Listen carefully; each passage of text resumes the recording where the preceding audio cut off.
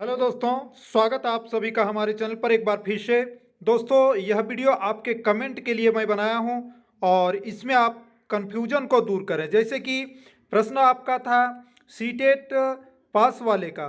CTET पास वाले का कहना है कि सर्टिफिकेट नहीं मांगा गया है तो बढ़ा हुआ मानदेय कैसे मिलेगा। तो ये प्रश्न का जवाब इस वीडियो में आपको मिलेगा।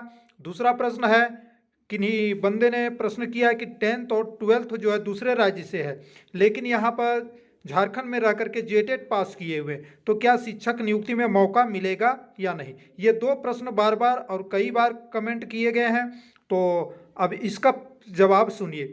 देखिए दोस्तों, ये जो सहायक अध्यापक का नियमावली का अधिसूचना जो जारी होना है, वो अधिसूचना जारी होने के बाद सीटेट वाले की समस्या जो है क्लियर हम कर सकते हैं। क्योंकि नियमावली, पूर्व की नियमावली में जेटेट ऑब्लिक सीटेट लिखा हुआ, तो वो मैंने आपको दिखा भी दिया था कि उस समय जेटेट ऑब्लिक सीटेट लिखा हुआ था। उनको जो है आकलन परीक्षा नहीं देना, जेटेट की तरह ही सीटेट वालों को सारी सुविधाएं मिलेगी, ऐसा नियमावली में अंकित था।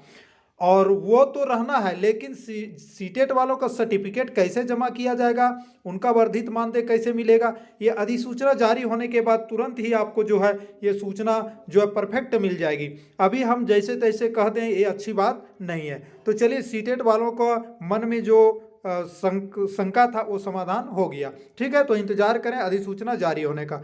अब दूसरे बंदे का सवाल था कि 10th 12th दूसरे राज्य से है, लेकिन झारखंड में जेटेट यहाँ से पास किए हैं और वे बंदा यहाँ, वे जो है यहीं के हैं, लेकिन किसी कारणवश उन्होंने 10th 12th दूसरे राज्य से किए हैं। हो सकता है उनके फादर वहाँ नौकरी करते होंगे, किसी कारणवश बाहर से कर लिए हैं।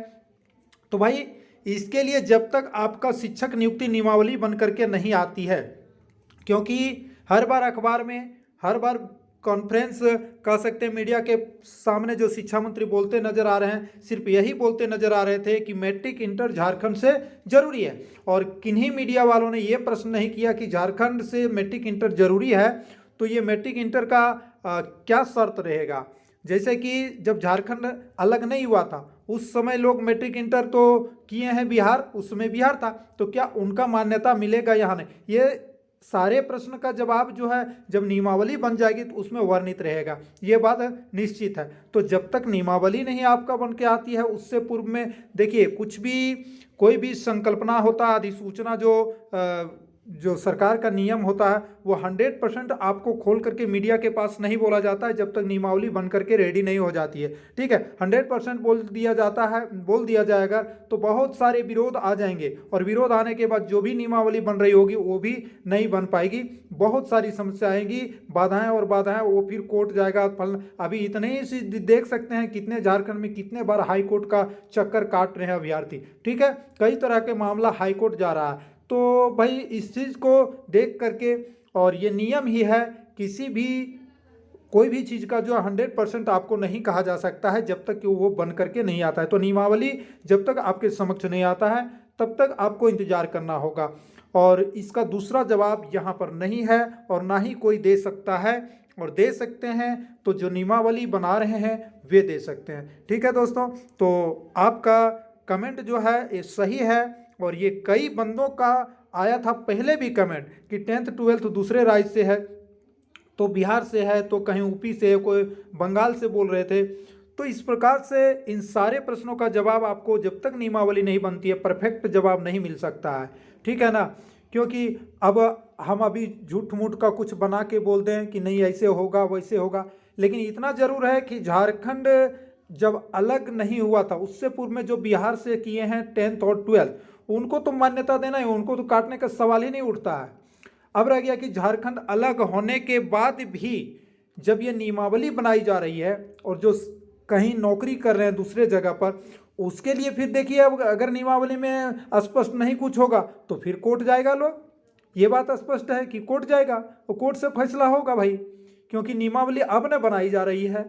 अब ऐसा कहा जा रहा है कि दूसरे राज्य से मैट्रिक नहीं होना चाहिए।